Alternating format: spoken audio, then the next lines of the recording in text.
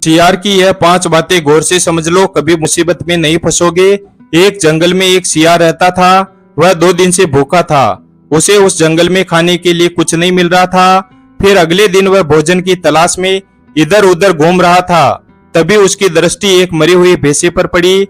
उस मरे हुए भैंसे को देखकर वह सियार मन में सोचने लगा कि आज तो मुझे जी भर के भोजन मिलेगा, मेरे मन की पूरी तरह से भूख मिट जाएगी।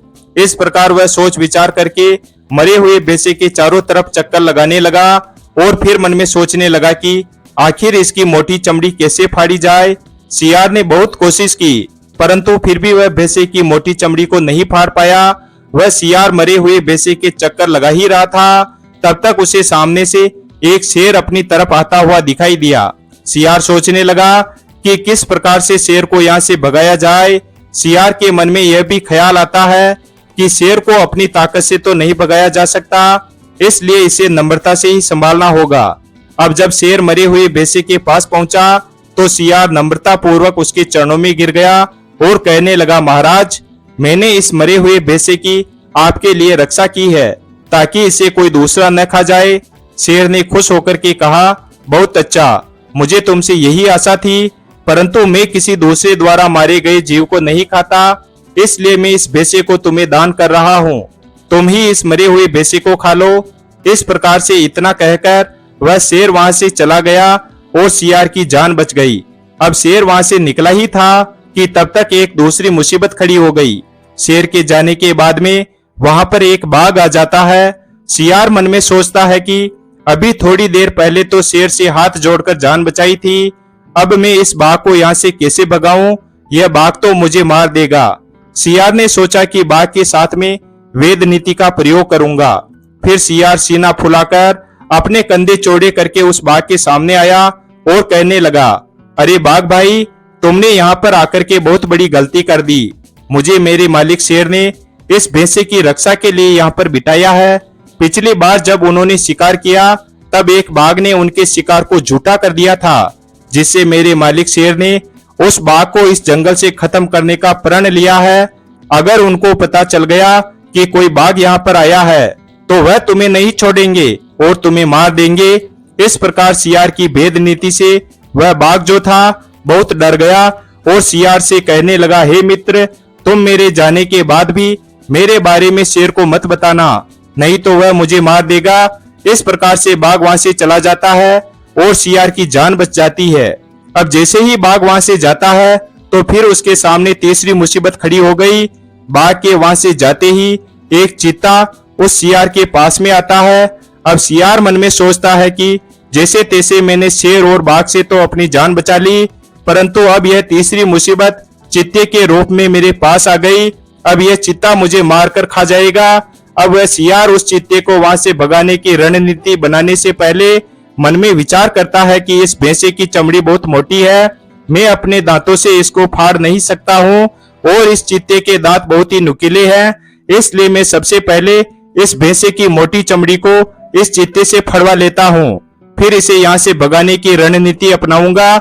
ऐसा विचार करके वह सियार उस चीते के पास गया और कहने लगा, क्या बात है भाई, बहुत दिनों के बाद दिखाई दिए हो, इसलिए तुम तो मेरे अतिथि के समान हो, इसलिए कुछ खाकर ही जाना।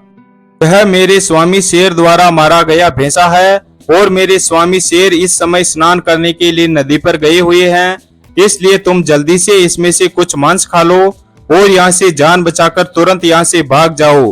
तब वह चीता अपने नुकीले दांतों से भैंसे की चमड़ी को फाड़ देता है और फिर सियार से कहता है, हे मित्र, तुम एक काम करना कि जब तुम्हारा मालिक शेर यहाँ पर आता हुआ तुम्हें दिखाई दे तो तुम मुझे इशारा कर देना, जिससे मैं एकदम से यहाँ से भाग जाऊंगा, नहीं तो तुम्हारा मालिक शेर मुझे निश्चित रूप से मार देगा। इस प्रकार चीता अपने नुकीले दांतों से उस भैंसे की चमड़ी को फाड़ देता है और कुछ ही मांस खा पाता है कि सियार जोर से आवाज लगाता है कि चीते भाई, मेरा स्वामी शेर आ रहा है, तुम जल्दी से भाग जाओ वरना तुम्हें मार डालेगा। इस प्रकार से वह चीता सियार की झूठी बात सुनकर के वहां से भाग जाता है और फिर सियार मजे से चीते द्वारा फाड़ी गई चमड़ी के अंदर से मांस खाने लगता है। फिर कुछ ही देर हुई थी कि वहां पर एक दूसरा सियार आ जाता है और जब उस सियार ने अपने ही समान शक्ति वाले दूसरे सियार को देखा तो उस सियार ने दूसरे सियार को अपने बल का प्रयोग करके वहां से भगा दिया और फिर उसके बाद भैंसे का जी भर के मांस खाया। वह सियार भैंसे के मांस को खा ही रहा था कि तभी उसके पास उसका एक मित्र हिरण आया और वह पूछने लगा कि हे मित्र सियार, तुम एक बात बताओ कि तुमने इतने विशाल और ताकतवर शेर, चीता, बाघ और अपने ही समान बलवान दूसरे सियार को यहाँ से कैसे भगाया और अपनी जान कैसे बचाई? मैं भी यह नीति आपसे जानना चाहता हूँ ताकि यदि मेरे ऊपर भी कभी मुसीबत का पहाड़ टूट पड़े तो मैं उससे अपनी जान बचा सकूं। हिरण की बात सुनकर के वह सियार कहने लगा, नंबर 1, शत्रु कैसा भी हो उसका लक्ष्य सिर्फ हानि पहुंचाना ही रहता है। जिस प्रकार से सर्प का भरोसा नहीं किया जा सकता उसी प्रकार से शत्रु का भी भरोसा नहीं किया जा सकता। लोग इस अंतर को भूल जाते हैं कि उन्हें नुकसान उठाने से कोई नहीं बचा सकता, इसलिए शत्रु को हमेशा गंभीरता से लेना चाहिए। नंबर 2, देखो शत्रु कब परेशान नहीं करता है। शत्रु एक ही स्थिति में आप पर वार नहीं करता है कि जब आपकी बुद्धि उससे अधिक होगी और समझदारी में आप उससे बेहतर होंगे, तो इस स्थिति में शत्रु कभी भी उलझने की हिम्मत नहीं करेगा। नंबर 3, यदि शत्रु बलवान है तो छुप जाने में ही भलाई है। देखो शत्रु जब अधिक शक्तिशाली हो तो छुप जाना चाहिए, छिपकर स्वयं की शक्तियों में वृद्धि करनी चाहिए और उचित अवसर की तलाश करनी चाहिए। कमजोर स्थिति में कभी भी शत्रु को पराजित नहीं किया जा सकता, इसलिए हमेशा बुद्धि का सदुपयोग करके ही शत्रु से जान बचाई जा सकती है।